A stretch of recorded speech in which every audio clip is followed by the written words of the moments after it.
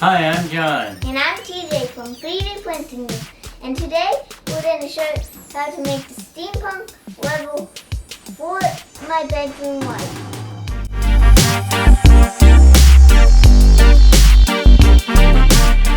With this light switch, when you rotate this lever up and down, it actually turns the switch on and off. And it actually looks like it's made out of metal, but it's actually all printed 100% PLA plastic. But it's painted with Modern Masters Metal Expense Paint.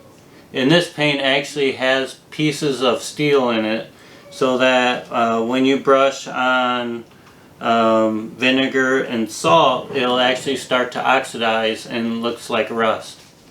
So what do we need to print this, TJ? We will need 2 gears, a level plate, 2 handles, a shaft, and 2 separators. 2 spacers? Yes, separators. I printed all the parts out of inland PLA except for the handles. I used 2 perimeters and 15% infill, but considering it's going in TJ's room, I wish I would have used more. I decided to print the switch plate separately on my Persa MK3's powder coated sheet to get this really cool texture you see here. For the handles, I used Hatchbox wood because I can use the standard 0.4 nozzle and not worry about getting a clog. I got a little bit of stringing because I needed to up my retraction, but that can be easily taken care of with a little bit of sanding. Stain won't work on wood filament unless you sand it first. So I started off with 100, then 150, then 300 grit. Once I was done with sanding, I was ready to apply the stain. I use a Midwex gel stain because I found this dark elm works good on wood filament. Also, don't be like me, use gloves and a foam brush to better protect your hands. Here's the finished part.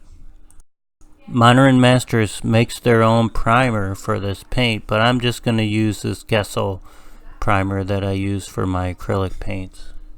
You're going to definitely want to use a primer with this paint, otherwise it goes on pretty thin. I ended up putting 2 coats of primer on all the parts. We're going to use this Modern Masters Metal Effects Oxidizing Iron Paint. They also have a copper and a bronze.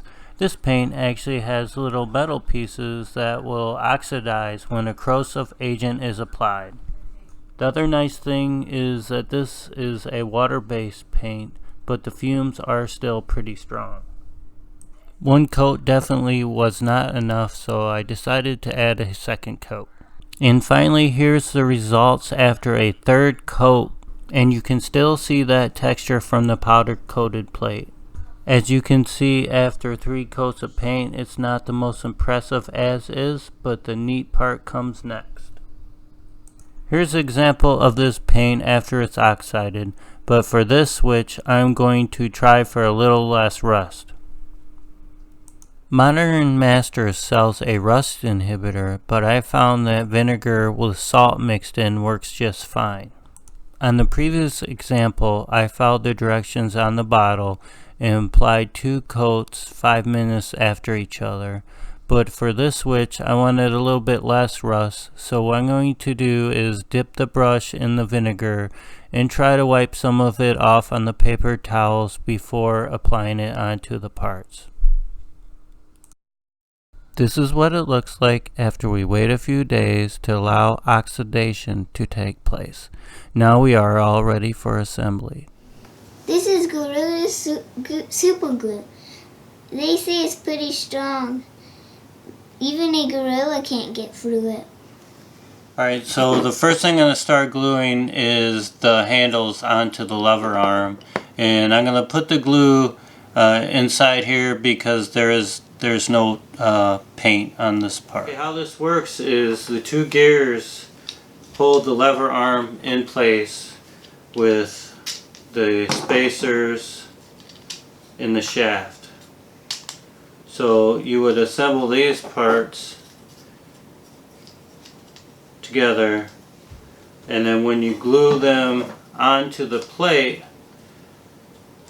the shaft is, or the lever arm is locked into place.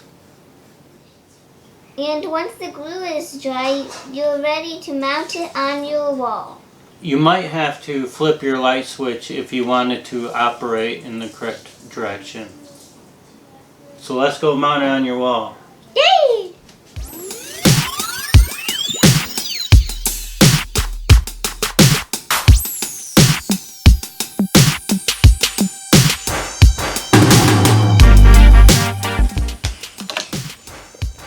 I like this, so you will like it too. And thank you for watching. You can find these files on Thingiverse, and you can go to 3D Printing World on Thingiverse. And so, subscribe down below and write a note. Have fun flicking!